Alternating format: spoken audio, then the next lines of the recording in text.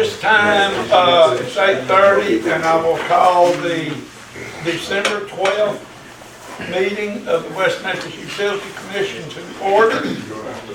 The first item on the agenda is the approval of the minutes for the November 21st, 2024 meeting. Before we get started.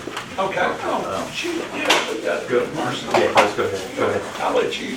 So I just wanted to introduce Commissioner Robinson to everyone. So she's our new commissioner. She has replaced Ms. Scarborough on the commission. So please welcome Dr. Robinson to the utility. You're welcome. Thank you. Thank you. And I knew her from somewhere. I once taught her. Believe it or not, it's now she's a doctor. Taught her real estate. Okay, we're back to the minutes.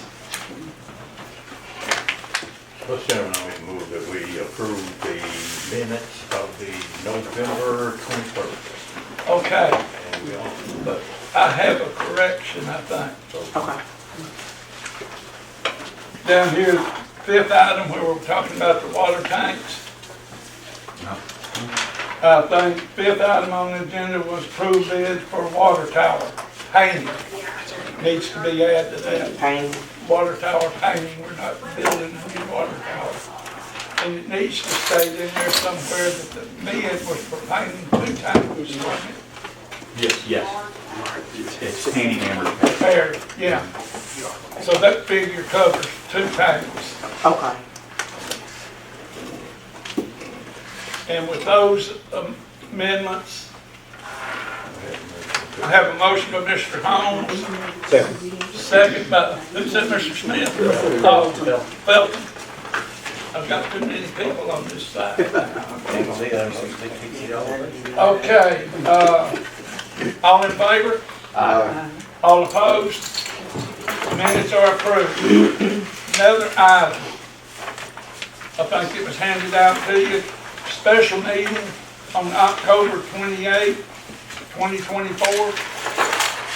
I think Danielle put those in front of you. It's a meeting, a special call meeting. Do I have them? I have a question. Okay. On, the item on the agenda was approving service line insurance program. I thought we were approving, the crafting of the contract so that we would be able to take a look at it rather than approving the program itself. Oh, well, That is accurate. we're not there yet. Beg pardon? We're approving the meeting minutes of the special meeting. Special That's what meeting, she's yes. talking about. Yeah. She said, The we didn't verbiage, discuss the program, we discussed negotiating. Oh, okay, Terms. excuse me. we did not approve the program itself yet, Right, but to enter into the negotiating process for the contract, so okay, we are able to see, whatever the specificity is gonna be for Right. us. okay, That's accurate. So, yeah, okay. We'll wait and get this amended and then approve it at the next yeah, meeting. if we get another one. Okay. We'll table that. Next item is the November safety report. Good morning. Good morning. Good morning. I'll move this up here for the next person. But I would like to remind you, this is my 2nd month on the job. So if I make a mistake, just smile about it, okay? The November safety meeting, days without lost time injury is 45. Days since the last recordable injury is 51. Recordable injuries in November, we had none. Year to date, we had 3. Our November incident rating was 4.65, and today it's a 4.48 with addition to the 5,040 work hours. In November, we passed out our safety sheet. If you looked at the packages, we talked about attitude and safety. And attitude and safety goes a long way in the workplace. How you come to work means a lot. And as study shows that that a lot of things can happen if you have a great attitude and a great mindset, and it can reduce stress, it improves your lifespan. So, saying that, let's all smile. Let's have a great attitude. Mr. Holmes, let's have a great attitude today. All right, man. The rest of the week, okay? Why do you single you out? I like Mr. Holmes. I like Mr. Holmes. We got a history. Mr. Phil also. And, but like I said, we're doing really well on our incident rate, and thank you all for having me. Y'all have a blessed holiday and be safe. Thank you. You too. One caveat that I would say about our incident rate is, I mean, we're doing good for the year, but our goal is always 0, right? And we're gonna take the steps next year to work on improving that goal. We're gonna work on some behavioral-based safety training for our employees. I mean, at the end of the day, you know, we wanna make sure all of our employees go home the same way that they came to work. And so we still have a lot of work to do. Even though our rate is good, it's not good enough. Dangerous job. Yep. Every part. Part of it. Okay, any other comments? Next item on the agenda is the financial report. Good morning. Good morning. Morning. All right, we are looking at November financials. So for our revenue, electric sales, we had about 2.1 million. Our water sales came out to 308,000. Sewer was around 380,000. 380,000 there. So year to date, our total revenue came out to 33.2 million. And I'm rounding because those are a lot of numbers to try to get out. For November expenses, we had a total of 1.5 million. Our year to date is 23 million. I'll say 23.5 million. Other income year to date is 493,000. That gave us a net profit of 10.2 million for the year. Financial ratio, days cash on hand for November was 77 days. There's a significant difference there because we had that reimbursement for that. Yes. Fixed charge coverage is 1.01. Our previous month was 1.13. Gross margin ratio is 5%. Previous month was 20%. Operating margin ratio is 3.32%. Previous month was 14.20%. Current ratio for June was 15.48. Previous month was 13.86. Debt service coverage ratio is negative 0.03. The previous month was 0.26. And the significant, the difference there was because our, like you were saying, like the next Terra bill that we received prior was double, you know, what it would normally be. So it took a decrease because of that. So just to keep them, so our, you know, when we're talking about our financial ratios, the ones that we're really focused on right now would be our days cash on hand, our fixed charge coverage, and our debt service coverage. So our debt service coverage is, we're pretty low. The higher the number on all three of those ratios, the higher the number, the better. So our days cash on hand, we want to be right around 180 days. So right now we can only pay our bills for 77 days. We don't have enough cash on hand. If we lose all revenue, we can only pay our bills for 77 days. So that makes our investors a little uncomfortable. So we're working, in the last meeting we talked about our budget. We're working on putting some more cash reserves, so we budgeted more cash reserves for this coming year to try to push that days cash on hand number back up. Same thing with our fixed charge coverage. So fixed charge coverage, that That encompasses our long-term debt, which are our bond issues, but it also encompasses all of our fixed costs. So they're both kind of the same. When we got, so we had a metering error, just to refresh everyone's memory, we had a metering error and we got almost a $500,000 credit from NextEra. So our outgo was $500,000 less last month for our fuel costs because we got that credit from NextEra from a metering problem that we had identified from them. That's why the numbers were a little skewed. So if you look at that 77 days on the days cash on hand, that's more in line with where we were when we started. As we continue to push that number up, then, you know, what the plan would be at that point would be to go back to S&P and have them reevaluate the utility creditworthiness and try to get our credit rating higher than it is.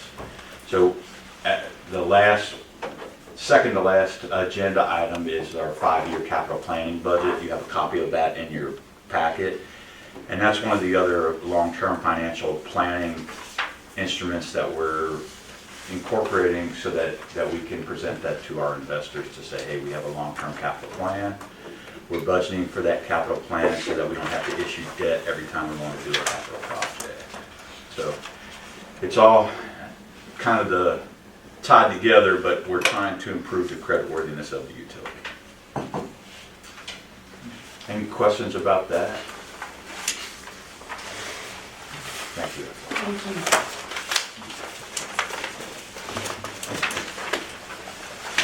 Next item on the agenda is the NLC Service Line Program Contract Approval.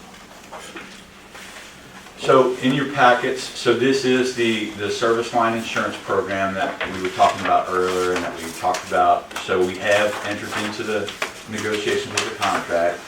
So this marketing agreement that we have here is the contract for the service line program. So I don't know, Mike, if you want to say, so the city attorney has reviewed it, I've reviewed it, neither one of us have any issues with any terms of the contract. And this would be what we'd enter into with HomeServe to provide a service line insurance program. This utility's not providing it, HomeServe is providing it, but they are utilizing the utility's logo on their mailings. So what this is so our customers, just to bring Commissioner Robinson up to speed, as it stands right now, when a customer has an issue on their sewer line or their water line, if it's at the main, it is the utility's responsibility, but if it is the service line, so from the main to the customer's residence, it is the customer's issue. And currently, when it's a problem on that side, the only really option that we have is we just refer the customer to a plumber. Some of these sewer repairs can be $2,000 to $3,000 for a repair, and it's pretty cost prohibitive for some of our residents. There's also a long turnaround time for our residents, and so sometimes they have to live with the problem for 2 weeks, maybe more.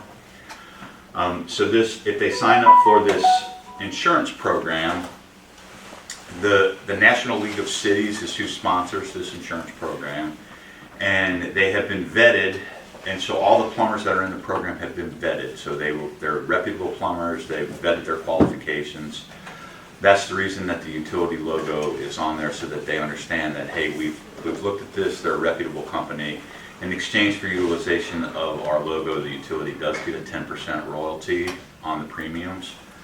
And there's a 48-hour turnaround time. So when a customer calls, they call into and they get a plumber on site within 48 hours.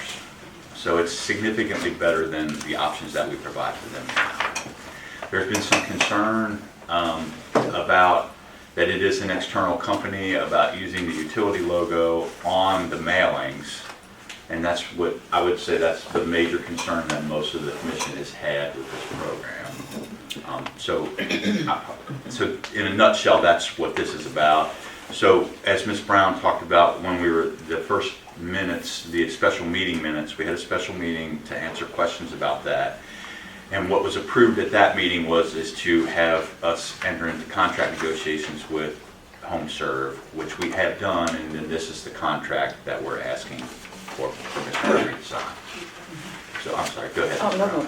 I didn't have long to look at this. I Sure. need to put my eyes on it just a little bit longer. But in looking at it, it looks like, quite a bit that's going to go out. We're saying, that they will be allowed to use our logo. I didn't know all that would entail. But when I looked at, under 2, utility obligations, B, at the information that would be provided to them for their use, I had a lot of concern on that. A company our size with as much information on, the users of our services, providing that like in bulk to this company. And I'm not sure if we could have an agreement, if an agreement would have any value to them if they didn't have that as a resource. But I have a lot of concern about that. I do understand the concerns.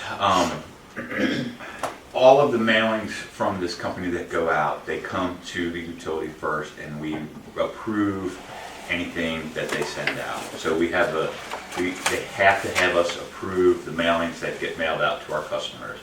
So like Mrs. Alfini spoke about when in the special meeting, the first mailing that will go out will be an informational mailing.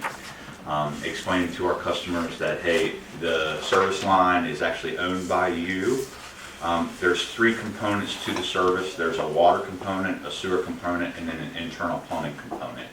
They're a la carte services, so there's a separate premium for each one of them. Pardon me. And then the next mailing that will go out will talk about the service that's provided. The customers are in no obligation to sign up for them, but it gives them an option that they know that has been vetted, and it's not someone just sending an unsolicited mailing out to them. So the specific concern of carte blanche, we have approval on any mailing that goes out, so they won't send it out until it's been signed off on by the utility. I was looking at that, and that was my big concern. And my other concern was, and let me see how to place it. If there were maybe some other avenues that we can take, in my thoughts. I think we talked about having town hall meetings and explaining to our customers, the ins and outs that we wanted them to know. And I was thinking that may be another pathway that we could take,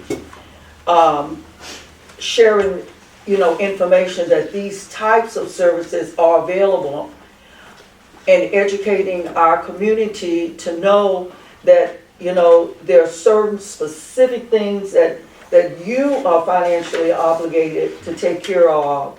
Better understanding that rather than selecting a company for them to select the services, decide whether they want the services or not. And it looks like, it may look like from some of the people that have come to me, that we're putting our thumb on the scale of a business, giving them an inroad or a thumb up and eliminating, closing the doors on some of the others. And that was the other concern that I had. I think that's a legitimate concern. Like we've talked about, from my perspective, my only motivation is I want to try to give our customers an option. Because right now, it's when the utility crew leaves, we basically just leave. And we refer them to another entity, and they're left to their own devices to decide who they're going to get. They're not vetted. They don't know anything about them. We don't know. And what ends up happening with our customers a lot of times is they'll call someone. They don't know the qualifications of the plumber. They'll get somebody out there, and they're not qualified to do the job, and they end up paying a bill, and they don't get their problem resolved, and it ends up going on and on for the customer. I do understand your concerns. My only motivation for this program is as it stands right now, our current method is when our customer has a problem, we go out. When we determine it's not on a utility service, we walk away and we leave them to fend for themselves. I think they feel like they're abandoned to some extent, Right. because I've heard rumblings about that too, that, you know, and a plumber shows up and says, no, that's on the city. And the city shows up and says, no, Right. that's on them. And not that that's by design, but That's the way. I've heard horror stories about plumbers Right. that don't really know what they're doing. And in fact, I had that issue, my next door neighbor at work broke my 2-inch water valve, and I didn't know it. And the plumber did that. And they turned off the wrong water. And then they broke the valve. And It's not that initially, I was gonna have to pay for it. And I called the property owner and said, no.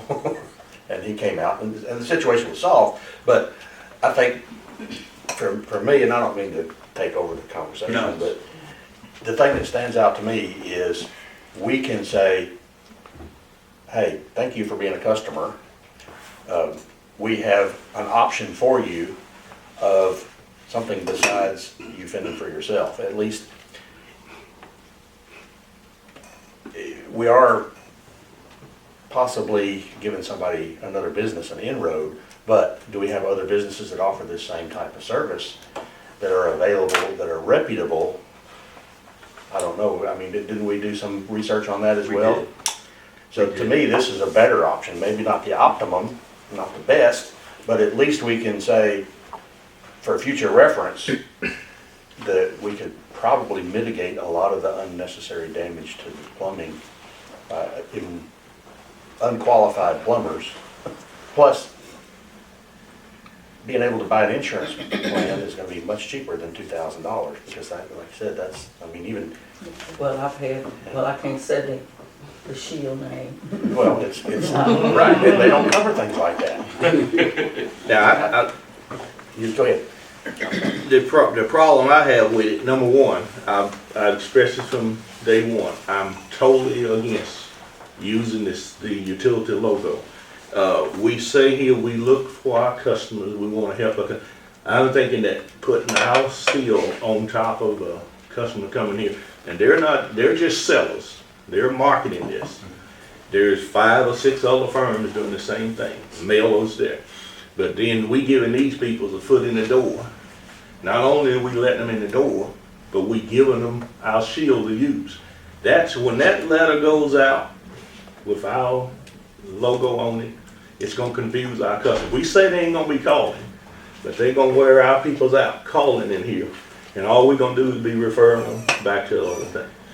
There's no problem. I got the contracts there. I also stated that not only my ward, one of the other, I've got 2 peoples that has that insurance with one of the other companies.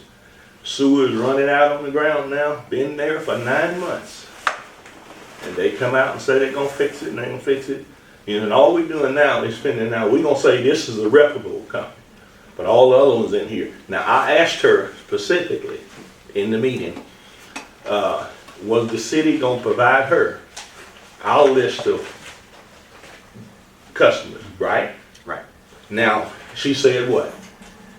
She said that they hoped they would. We They don't hoped have they to, would. but they hoped they would. In this contract, the same paragraph B, it's saying that now, number one, when we deal with them, they become we know I talked to about a second party and a third party.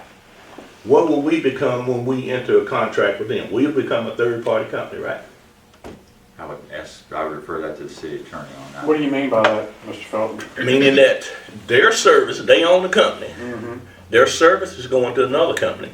Where are we in there? We're not going to be involved in any kind of litigation or liability from that standpoint, if that's what you're asking. No. Now, what Go are you ahead. asking? What I'm asking is now, we give them our privileged information of all our customers.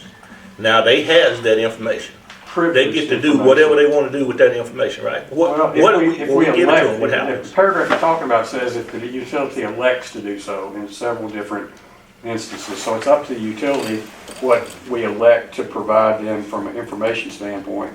And the information you're talking about, I Okay. guess it could be considered confidential under the FOI statute, but a lot of this information is available to citizens Okay. of the state of Arkansas Okay. just by request. In this agreement Mhm. on here, the same paragraph B in data, Right, where we're gonna give that information, down in the bottom in here, it says, in the event SLW obtain customer data from a third party, it shall become and remain SLW property and confidential information.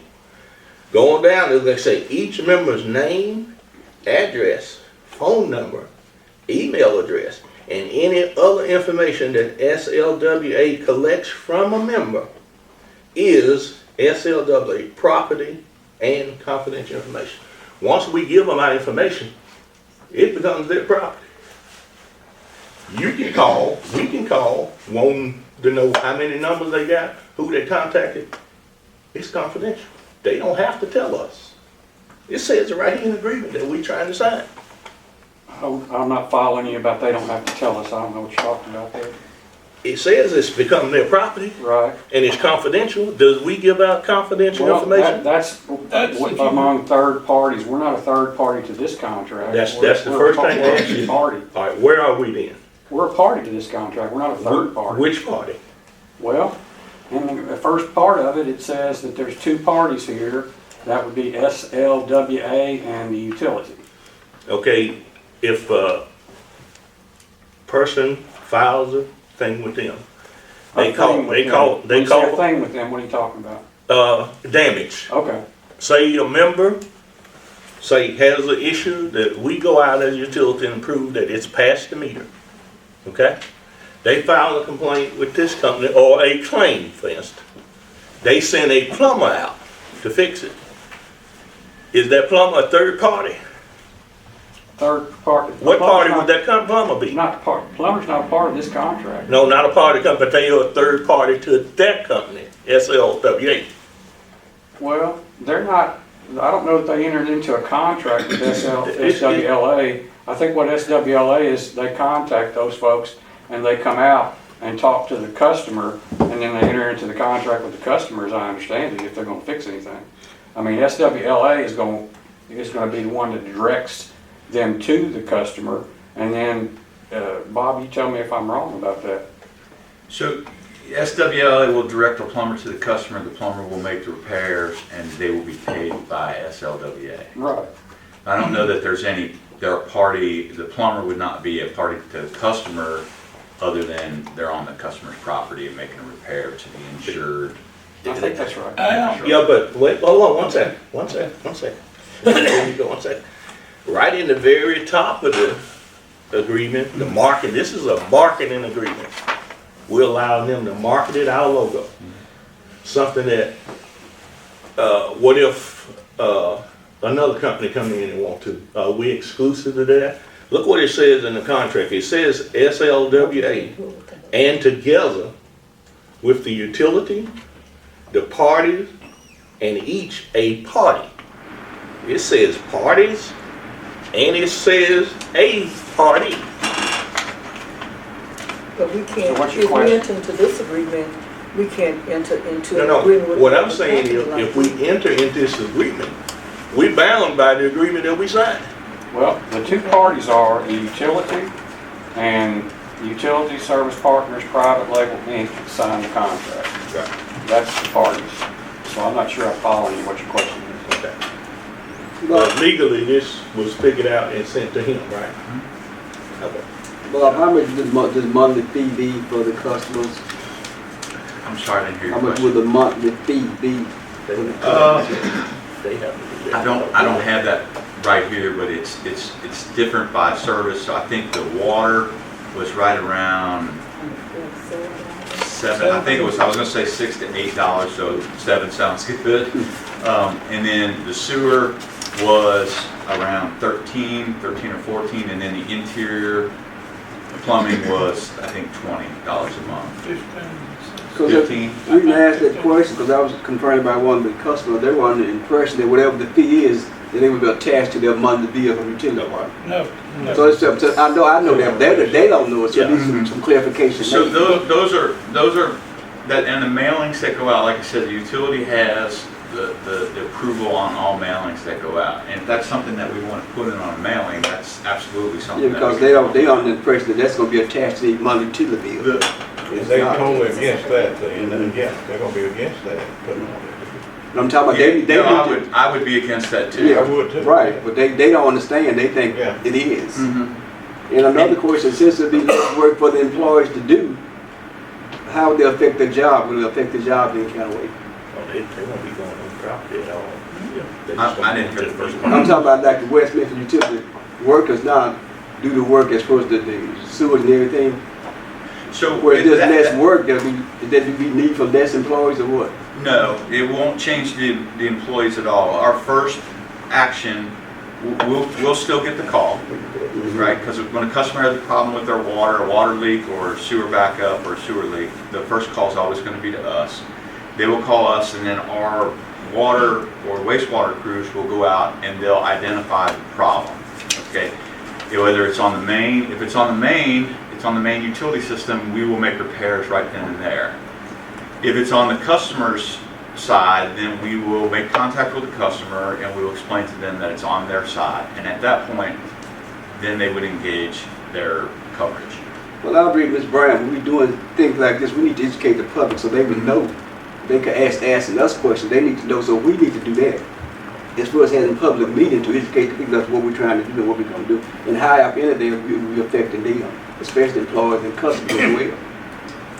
I don't disagree with you, and that's what the first mailing that goes out is purely an educational mailing to help educate the customers. So they're gonna mail that out to all the customers, and then I think it's a great idea to have some town halls and get out in front of our customers and say this is what this is why we're doing it. The reason for the utility logo is because I do understand that we are giving them an advantage, right? Because our customers are familiar with the utility and they know us. But I'm also comfortable with the fact, or more comfortable with this company in that I know that they're a sound company.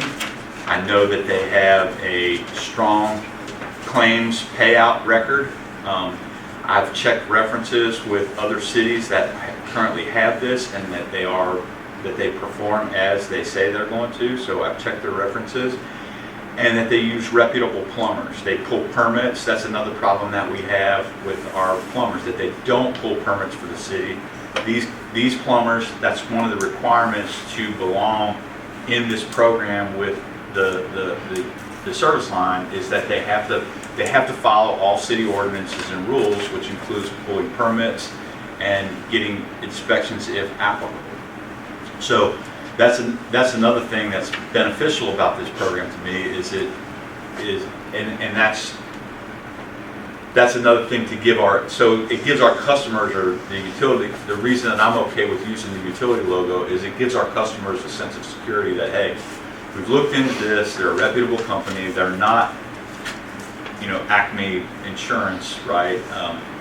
And so that's why I have a level of comfort endorsing this program. It just lets our customers know. I mean, we've talked about it. In multiple conversations that we've had about the program. There are a lot of companies out there that do exactly what you say, right? Somebody mentioned before that there's 9 months they're waiting to get a service line built, and that's why I don't want that to happen to our customers. That's one of the things that's beneficial about this organization to me, is that they have a track record of not doing that. That's why the National League of Cities is sponsoring them, and that's why they partner with the utility. But I understand the concerns that each of you have about the logo and use of the logo for the service. We really have one of two options, right? We can choose to table the discussion, give you time to review the contract, table it to the next meeting. We can put it to a vote now. If it gets voted down, we'll we'll be done with that. If it gets approved, we'll move forward with it. So those are really the only options that I see at this point. We can continue to have discussions about it. I think it, I have a quick question. I know I'm new. Sure. It sounds like some of the verbiage may be conflicting with the conflict of interest. If I support whoever plumbing I do, can the word not be resources more so than reference on? Can we not have a list of resources so people can choose whoever the reputable plumbing company? Because if on my bill, I'm just gonna tell you about me. When I get those mailed, sometimes I don't look at them. And you know, my community, my generation, we don't look at it. But if it was something that we could actually put on the back of our utility bill and say, hey, these are resources, because we're gonna look at our utility bills. If we look at it and say, hey, this is my utility bill, flip it over, down at the bottom, and it says resources, contact, if you have a different issue, blah, blah, blah, then we eliminate a lot of that, and, you know, you can tell us the legalities of it, but it sounds like, you know, we don't want See to, that? we don't want to get into a conflict of interest, and we do want to have resources more so than references. Absolutely, but I have significant concerns about that. If we include companies on a list of resources, right, then we are in effect endorsing that company, okay? If they do not perform, and if we don't know anything about that company, right, and they don't perform, I would have a problem with that as well, right? I want to make sure that if we refer our customers to someone, that it is a reputable organization, they have financial If we strength, provide a resource. and they're not a resource, yeah. So, while I agree with you, so, and Mike can talk about sort of immunity a little bit if we need to, so we're in a little bit of a different boat than some of the other companies, but in my previous life, working for an investor-owned utility, it was completely forbidden for us to make recommendations at all about any organization, because at that point, we're assuming liability. Right? And I don't want to do that either for a company that I don't know anything about, or I haven't seen any of their financials, I haven't seen how they operate, I don't know anything about them. And I'll just add to it, what Bob was talking about was the immunity part. The governmental entities, among other entities, have in Arkansas what's called governmental immunity. And so that means that we're immune from certain types of lawsuits, usually involving negligence or something like that. Partnering or having companies listed, I think, could eliminate the immunity that we might have, so we wouldn't want to do that. It's not a bad idea. Unfortunately, we have some different protections than just a regular private company. I think it's a great idea, and at the end of the day, I would always try to do whatever was best for our customers, but we also have to keep in mind, if we expose ourselves to financial risk or something like that, that's not operating in the best interest of our customers. So I would have some concern. Would not this agreement give us some recourse if action was taken inappropriately by the contractor or plumber if they didn't? Yes. Whereas now, we have very limited. We have no recourse at all. If I hung a shingle out and said I'm a plumber and I got a monkey wrench and I go to somebody's house and charge them $500 to fix their plumbing and I tear it up. You walk away. And that's exactly what happens now. Yeah. That's exactly what happens. And this gives us a recourse to that. And I think if the same thing we give them, and she just said one thing about her generation getting these mails and reading all through them away. We know at the last meeting when we did the discussion, the chairman brought one in of another company also. Now, your generation gets these letters now and tear them up. But now, when you get one in the mail now and it's got the utility logo on it, you're gonna open it and read it, ain't you? That's what I say. We're giving another company an inroad into here, and then all these people, they're not gonna be calling the 800 number on there. They're gonna be calling the 3355. They're gonna be calling right up here. They're gonna bombard us with this. So I say if no discussion, you mentioned town hall meetings and we had all this, I don't see why it needs to be tabled or anything else. I think we need to just go ahead and put it to a vote. Just move on with it. You were discussing a while ago this last part of this. Right. Where they collect the data. Right. If you look, that's only members. People that sign up for it are the ones that they will take and hold the data and have ownership. Okay. That's the same thing your insurance does. Who gave them that information? We gon'. No, Once we you have to agree- give it, you sign a contract. No. with those people. I wasn't talking about that. I'm talking about, we gonna give them the name and addresses of all of our customers. No, I don't know that that's a given, right? I haven't agreed to that yet. Yeah, I agree with that. But she did ask for it, didn't They said that it would be Only helpful to them. Only thing this, we haven't agreed to it yet, but only in this contract, it say any event, if it does. It also says that if the utility elects to do so. Correct. So we still can make that decision in-house. Correct. Well, we supposed to have more input on after our special call meeting. We're supposed to have a little more input and had another look at the contract here before it's just brought for us to a vote. That's what I said, if you want more time. No, to I look at think the if it was contract- it was brought here to be voted on. Well, I say we just need to put it up for a vote if it's out let here. me say this, I need to look at the contract myself, and I don't wanna, if somebody can afford it, then if that's what they wanna do, then fine. I think they need the opportunity to decide themselves as to this is what they want or not. So I'm not here to say I'm not gonna support it. I just need to look at the whole contract myself and go from there and then decide. So you think that we probably need to To table table it, it right. and look at it And look at it. and then Like come Ms. back? Brown said, so we all would have it. Because we just got it. Right. Yeah. Mhm. Do I have a motion? Well, I move that we table the action on this marketing agreement Okay. until our next meeting to provide us some time to kind of look through it. And then if we have a problem with it, we can contact Mike and talk to Mike. I'm already talking about it. I have a motion, do I have a second? Second. Okay, second, now we can discuss. We,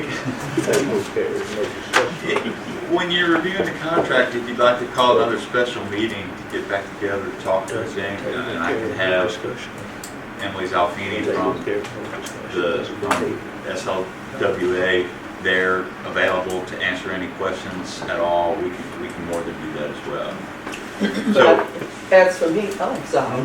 No, I Chair. would need just a little time to read it, to see the specific parts of it, and even before she comes. I mean, I would, so not like tomorrow. Not like tomorrow. it would be probably after the first of the year. I would look at it. It hasn't been out. So we get closer to the holidays, people become harder and harder to get into one place together, but, sorry, that was all I wanted to say. Any further discussion now? No, I Okay. was just gonna ask you, there was a motion to table on a second. A table carries no discussion. And we discussed it after. Oh, I don't know what that. I Okay, don't yeah, know but about that. that's, I just see, know your motion. okay, now, listen, I just, that Okay. was, I was trying to, before we All started. in favor of tabling till we have a special meeting? Any further discussion? All opposed? Yes, Motion I oppose. passes. Oh, I would record as opposing. okay. Motion passes. Next item is Doppler. How do you pronounce that? Doppler. Doppler. The Doppler contract. So to refresh everyone's memory and for Dr. Robinson, the Doppler is they were, was it last meeting where they presented? It's the call center service that, so currently right now, as calls come into the utility, they go back to the night watchman And this is the company that provides the service that fields our calls, they dispatch our crews, and they help with our service when our customers are having service issues. You guys remember the presentation that we had. So this is the contract for that. They did send another contract back last night, so it's a little bit different than the ones that you have. And the only thing that's in the new contract was that I had sent back to them that I had an issue that they had no data security language in their contract. And so what's in the new contract, the new one here that we will get a copy to you, is that there's a requirement that if they do have a security breach and our customers' information that they have on file is accessed by an unauthorized party, that they have 48 hours to notify us of that happening, and then they have to provide 24 months of identity protection to any customer whose data was breached. So that's in the new contract. It's not actually in the one that you have. So I just got it late last night, but the packets were already put together. I had mentioned that to her. Did they ever tell you whether they're using the utility infrastructure they're gonna provide them? Did they ever say that? When you say using The information coming in here going back to them, they're gonna provide their own service, or are they gonna? they provide their own service. Okay. So if you remember, right, when we have an event, one of the frustrating things for our customers is they can't get through to anybody. When they do get through to someone, they're overwhelmed. And this is a service, we budgeted for it in this year's budget. Pardon me. And it's going to give our customers a lot more communication options. If you remember, everybody remembers the presentation that we had, right? It's a very good service. I checked references on this one as well, and they have some very large cities that they've already partnered with that are very happy with the service. They also offer us, as part of it, some data analysis, so they track as the calls come in. It will help us as to knowing when our employees are dispatched to a call, when they complete the call. So it will help us with tracking where our employees are and what they're doing. Right now, that's a manual process. This will turn into an electronic process, and they also have data analysis functionality in it. So that if you remember in the presentation, they showed us a heat map where they can predict where, say, we have a part of our water system is experiencing a lot of issues. They can say, hey, in the last 9 months in this area on this main, you've had 7 different incidents. And that will direct some of our ongoing maintenance activities as well. That's what I said. Just make sure that their infrastructure is different, because I've had a lot of incidents. Like, my thing is, if they're going to use the city's infrastructure or build out, my thing, excuse me, is just, only thing I was concerned about is when we go down, Yeah, they stay up. they will stay They up. go down, we stay up. As long as we're not on the same infrastructure. We're not on the same infrastructure at all. Gotcha. And the other thing, so when you call, we provide the number and then they tie in, they use that number, and when they answer the phone, they will answer the phone West Memphis Utilities. So our customers will think that they're talking to West Memphis Utilities, and they are talking to a representative of West Memphis Utilities, but it will give them a lot more options. We anticipate that it will improve our response rate significantly. We anticipate that it will give our crews a lot of better options. If you remember, our customers would have the ability to upload photos. I do too. So if they're calling in, they say, hey, I have a pole down in my backyard. They can upload a photo, and the standby crew, they will get that on their mobile device, right? And so they'll know right away, hey, I have a pole down, I can't do this by myself, I need to call the rest of the help in. And so right now, our process is they go out to the site, they assess the situation, and then they call a crew in. And it's another, Carlos can tell you, Brett can tell you too, it's another half hour to an hour before we actually begin starting on the restoration. They'll start doing a partial restoration, but we can get these resources in motion just based on some of the information that we cannot get now, but the customer can provide to us. One of the other things that's beneficial is they call in, they have a wire down, and they upload the photo of the wire down. The on-call lineman that goes out there, he can say, that's not ours, that's a telephone line, right? We'll go ahead and then he has the option through Doppler, so the customer, so he'll call back into Doppler that he wants to make customer contact. They'll call the customer and he'll be able to talk to the customer. Hey, I'm looking at the photo that you uploaded, that is a telephone line. You need to reach out to AT&T, that's not a utility function. It will save us truck rolls, it will save us from calling people in unnecessarily. That's a huge problem for us. Same thing with water. So they offer that service for our water, wastewater, and electric. So, you know, you have and they showed the example in the presentation where the customer had called in for one of their other clients that was a huge main break. Uploaded the picture, and the water technician could see that it was actually an irrigation problem. So it was on the customer side. So it gives it a lot more, it's just a better conveyance of information. It's a better communication with our customers, and it has a lot more options, and it will deal with a lot of the frustrations that our customers currently experience with utility. The biggest complaint I get is people call me and say, I can't get anybody down to the utility. My power's out. And this and that. And I tell them, well, they're overwhelmed after hours. And I said, they know your power's off.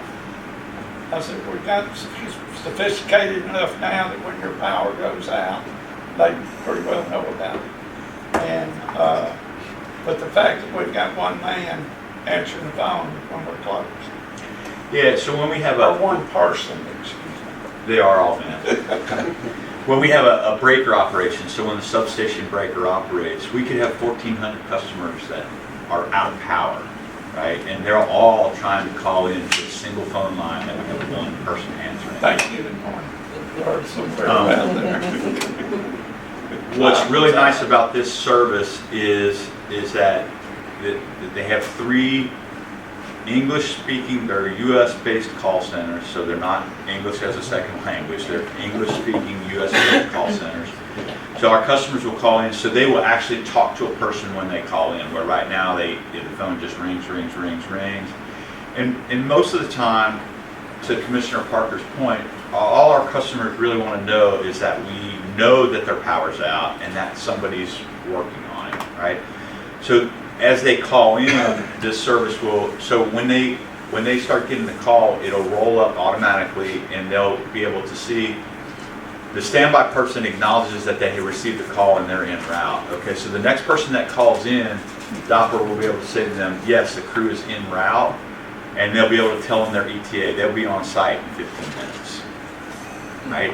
They offer text follow-ups, so it's a lot more, it's a lot of conveyance of information that we don't currently have the ability to do with our customers that can give our customers the information that they need. A lot of times our customers, all they want to know, hey, I have small children, do we need to go up to the restaurant for a little while, right? Because I can't handle a 2-year-old with no heat in the dark, right? And so we can give them that information now that with this service that we can't currently give. The other thing that's relevant is we currently have 4 night watchmen, and the cost of this service is less than the salary that we pay to 2 of them. As we talked about in the last meeting, we have no intention of eliminating or laying off people or eliminating jobs as a result of this. If the job becomes obsolete, we will find another job for them to do in the utility, but this is much more cost effective than, there's way better service, it's much more cost effective than the service that we're utilizing now. And to your point, Mr. Felton, where we're at right now, it just happened on Sunday. On Sunday, the phone systems went down here and our customers for a short period of time could not call in to let us know that they were having a problem. And that problem will cease to occur because it will route to another, unless all three of their call centers go down at the same time, which is possible, I guess, but there's way more resiliency in that system than the one that we have here currently. Okay, do I have a motion to accept this contract? Well, one more thing before. So this contract has been reviewed by the city attorney as well and approved by the city attorney, and I read over it. Like I said, I had a couple issues that I added, but we will send the updated contract out so that you can see. But the only thing that was added was the requirement that if they are a victim of a data breach, that they provide an identity protection for our customers that were. They made all the changes that we requested. As amended. And it's up to a year or 2 years? Up to a year? Yeah. It's for a year. Motion, do it as amended. I'll second. Motion by Ms. Brown, second by Mr. Holmes. Any further discussion? All in favor? All opposed? Motion passes. Since we're here and we're kind of discussing this, I've had 2 breaks on my water line, because that's why I'm worried about the other, each end of it at the meter and at the house. But my power went out one night, and I knew it was a transformer or a fuse. I didn't know fuses made that much noise. I called and told them my power was out, had an address, and they said, we'll get somebody, and it was like 10:30 at night. So I got one of these little power boxes, and I was rigging up a TV where my wife could watch Perry Mason and myself, because I didn't know how long it was going to be. While I'm doing this, I look, and there's a flashing light out in front of the house. The utility truck was out there in 15 to 20 minutes. The young man came out, and I went out with a flashlight. I got a hole in my backyard, and I didn't want him to fall in it. He got out there and got it done, and in less than 45 minutes from the time I called, my power was back on. And I don't think they had any idea who I was when he got out there and anything, and that's just the service that I got. I talked to the young man, very personable, we'll get you fixed, take da-da-da and all that. And I just wanted to mention that on record. That I had no problem with that. And this will help when bigger areas are out. I was the only one calling the plant that night. And I gave the example last time of we had an event down here on Broadway at the new amphitheater park, and I was standing next to the fire chief, and we had a car hit a pole right here on 7th Street. Fire chief said, hey, so the lights went out on Broadway, and so it wasn't great being the gentleman at the utility. The lights went out standing there, but it happened. And the fire chief said, hey, we got a car hit a pole. And so I was trying to call back in so that they could give the information, because I didn't know who was on standby, so that they give the information to the responding standby personnel, and I couldn't even get through back there because there were so many folks calling in. So even to give them more information to shorten the duration of the outage, we couldn't even get through to do. I couldn't get through to do that. I ended up driving up here, but Still, that's. so he doesn't even have one of those secret private numbers. those things are private. If employees can't contact employees to handle the problem, how are they going to be able to? So I think this will be very good. It will be fantastic. Solve one of the biggest long-running problems of after hours. Yeah. Okay, the next item on the agenda is commissioner update and finalization and assessment of terms. Assignment of terms, excuse me. So right now, we have a new commissioner. Commissioner Robinson replaced Commissioner Scarborough. Commissioner Scarborough stepped down. City Council approved four of the 5 wards at the last City Council meeting and 1 at-large member. So Ms. Robinson was the at-large member, and they approved wards 1 through 4. So Mr. Parker in Ward 1, Ms. Brown in Ward 2, Mr. Holmes in Ward 3, and Mr. Smith in Ward 4. So Ward 5 is still outstanding with Mr. Felton, and the other at-large member is still outstanding. What started all this was we found out that all 7 commissioners' terms had expired, which that's where we get to the assignment of terms here in a minute. And it was never my intention to have any change in the commission. I'm very happy with the commission. I'm still learning small town politics, but I don't know with Ward 5 and with the other at-large member, I don't know where we're at. I know that there's been, with the at-large member, there's been at least 3 folks nominated for that position, and so City Council is going to have to approve the commissioner for that seat. And then Ward 5, it'll be up to... Well, was me representing Ward 5, I think we said at the last meeting that we didn't have to put in a resume. I did not submit a resume. I don't know if any of the other 4 of you that the council approved turned in a resume. I wasn't aware to turn. So no, none of the existing commissioners have turned in a resume. So Ward 5 would be Councilwoman Harris and Councilman Monday.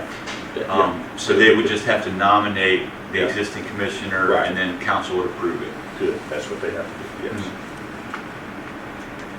So that's where we're at right now. So at the next city council meeting, so they will be, so one of the things when so Councilman, it was Councilman Monday, wasn't it, that had You had somebody. that- Yeah, and I said, well, we're not going to approve anyone that we haven't seen unless it's Commissioner Felton. Well, we're not going to approve anyone we haven't seen. You don't have to worry with me going forward, so after today, even if they renominate me, I'm not going to accept the position. So as of this meeting today, officially after today, I've completely has resigned. I'll serve out this one to the end of the year. If it's so, or if they're going to replace, well, we just give them as of today, after this meeting, I'll officially resign. I will not serve even if they ask me to, so in other words, they can nominate another person to serve. So this will be my last commission meeting today. Well, I'm sorry to hear that, Commissioner Felton. Like I said, that was not my intention on any level when this all started. I just wanted to get all of our commissioners. Like you mentioned it all has turned political, and I'm out of the political process, so therefore I'm currently submitting my resignation. So as of the day, I'll complete today, and then I'm officially done. Well, I'd like to say something. Being the liaison person for the council,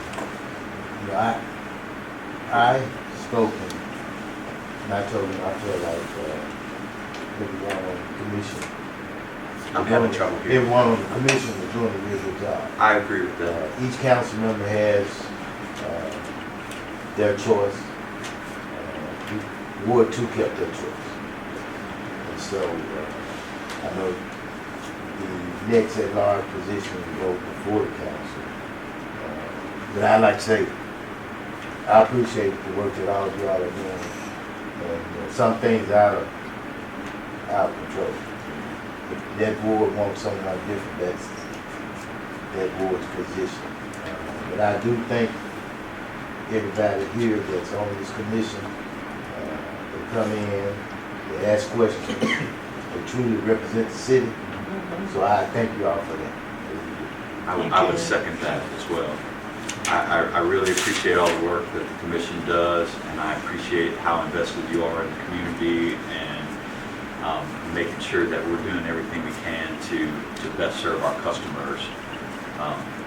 Essential utilities. I mean, at the end of the day, the service that we provide is essential, and it's really life-changing for our customers when they don't have it. And so I do appreciate, like I said, my intention when all this started was to just get everyone terms ratified, and I was completely happy with the commission as it stood. But like I said, I'm definitely still learning small town politics. So that's where we're at. So the other thing that we have to do, because all of our terms, oh, I'm sorry, go ahead. Sorry, before you move on, I just have a question. So I assume, in my case, as the remaining at-large, and I'm in Ward 1, I'm just waiting to hear, right? You have been nominated, Yes. so you have been nominated, so it'll just be up to city council to approve. So like all the folks that are nominated for the last at-large position, so there'll be a vote, would be, and Next whoever's meeting? approved. So by next month, I should know whether, Yeah. thank you. So the last thing, because all of the terms have just started right now, I spoke with, it was actually Ms. Scarborough's idea at the last commission meeting, and I spoke with Mike, and he's good with this. So what I have in my hand is I have 7 playing cards, so ace 2, 3, 4, 5, 6, and 7. And I'm gonna have each commissioner select a card, and so where you're at is, if you get a 1 or a 2, it'll be a 1-year term. If you get a 3 or a 4, you'll have the 2-year term. So all commissioners have 2-year terms. If you get a 5, 6, or 7, it'll be a 3-year term, and that's how we can stagger the terms again. When you read, if you're interested in continuing to serve, whether you had a 1 or a 3, your term would be a 2-year term at that point in time. But we're just trying to get the terms staggered again so we don't have a complete change of the commission at one time. Any concerns or questions about that?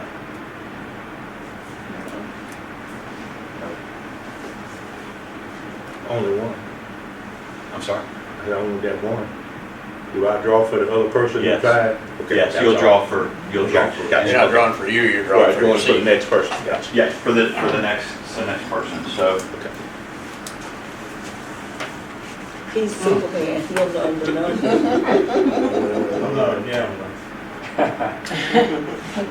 You gotta know when to hold it, and know when to fold it.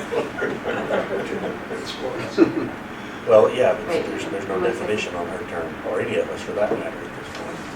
Oh, I'm just talking. Okay. You said you had 7 cards? 7 cards. Oh, well, you can just hold the last one for my, for one back. How about that? I don't have to be no card in there. I don't get blamed for I that. was gonna take the leftovers No. out. You gonna make me drop. Just keep the leftover.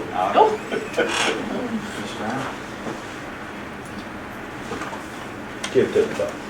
Bob, give me that last one now. Give it to me. This one. Ain't gonna be there. So please let Ms. Brewer know where you're at, and that'll be where we're at.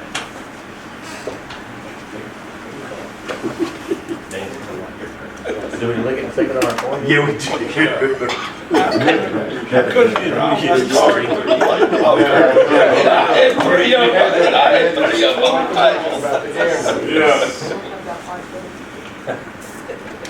Thank you. Which one did you get out? Did you get 3? 3, okay. Yeah, Jerry, 7. Who got 5? No, 7. Who did? So, Jerry has 7. Holmes got Mr. Holmes, yeah. Mr. Holmes got 5. So you got the ace? I got the ace. And it's low. Can't use it What as did high. you get? Ace. You got the ace. So you forever? I won A 1-year term. Now, an ace can be played low or high, so if I decide to play it high, I get a 10-year term. So Ms. Brown, you're not far off from saying that Commissioner Parker has been on forever. Commissioner Holmes has the record.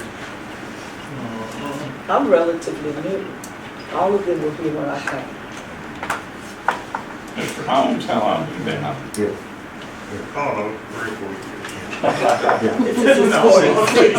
I can tell you, since April 15th, 1982. I was still in high school. I've been here about 40 years myself. How long have you been with me? Mayor Chipman, 1986 was when you did this. It was somewhere in there. So, Okay, again, thank you for your service, I appreciate it, and glad to be we here. don't need any motions or anything on that. do we? Next item is capital planning budget. Think you received a copy of that? If you do have a copy in your packet, so I just briefly wanted to kind of cover this and I'm not going to go through it line item by line item. So, as we talked about, one of the problems that Standard & Poor's had with us is we had no long-term planning for our capital expenditures and improvements to the utility infrastructure or utility buildings and plant. One of the unanticipated, one of the problems that they had with that is our only option was to issue debt. So what you have in front of you is our 5-year planning budget, and so each manager in the utility for each service line talked about what they're upcoming over the next 5 years, what are the issues that they have. We try to put a monetary amount by that, and you guys can go through and look at it, and you'll see that some of them in there, the costs are just estimates, and the only thing this is for us to start allocating funds. We are going to have I am planning on commissioning a rate study after our customer information system gets increased, or gets implemented. But this will also help when they commission the rate study as to where we need our rates to be so that we can improve our infrastructure and we can actually cover our expenses without issuing debt. Some things we want to issue debt, right? So the wastewater treatment plant, we issued bonds for that. In a project of that size, we would always want to issue debt. But some of these smaller projects, we want to be intentional in our planning for them, and that's what the purpose of this planning budget is. It is just a plan, right? But we will start budgeting to that, putting that money in cash reserves. So you'll see as this money starts going into some of our cash reserves, you'll see our days cash on hand will go up. So you can kind of see how they're tied together, and it's just part of our financial planning process. But I wanted each of the commissioners to have a copy of our tentative budget right now so that you could see what some of the issues that the utility is facing over the next 5 years and what some of those things are going to cost. So that was really the only reason I wanted to put that in there, and it's more for informational purposes, and like I said, it's just going to direct our spending and what some of our rates will look like in the future. You'll see there are some items on there. So I do, just for the purposes of, so if you look, it's what, 1, 3, 4, 5, 6, 7. The 7th item down on page 1 under electric and then under water, that's a 4-year program. So the first one is a 4-year program to reconduct our 336 circuit feeders with 795. That will increase the capacity on our distribution feeders, and it will enable us to have better switching capability to, if a neighborhood's having a problem, we can move that neighborhood to a different distribution circuit to be able to keep them in power. We currently are very limited in our ability to do that, and we need to upgrade our system, right? And so we're trying to look ahead to the future and financially plan for our ability to do that. You'll see that year 1 through 4, that is an item on each year. And what that's for is so that we can fund that over the 4 years and have that money available to be able to improve that infrastructure. Same thing with the water. We have a fair amount of 2-inch water mains. That causes pressure issues. Those are all smaller issues, or they might be steel mains, and so that causes issues on our water system. They're all in city streets. We don't tend to spend a lot of time focusing on them because they're smaller and they don't impact a lot of customers. But we want to implement a program where we're going to go out and we're going to upgrade those to 6-inch mains. That will do the same thing on our water system as I described on our electric system. So as you're going through there, you'll see there's a line item over 4 years or 5 years for a new water tower. May I ask a question? When we upgrade these lines from 2-inch to 6-inch, are we gonna move them out of the street? No. Like, No, because that will become extremely cost prohibitive. And one of the reasons we put these mains in the street is because as we have services come in from houses on both sides of the street, it's more cost effective for us to put one main in the street. And we can't cross over onto somebody else's property or have a private sewer line in city right of way. So that's why we put them in the street. So they'll have to stay in the street. And that enables us, as a municipal utility, that enables us to locate our facilities in the city right of way, if that makes sense.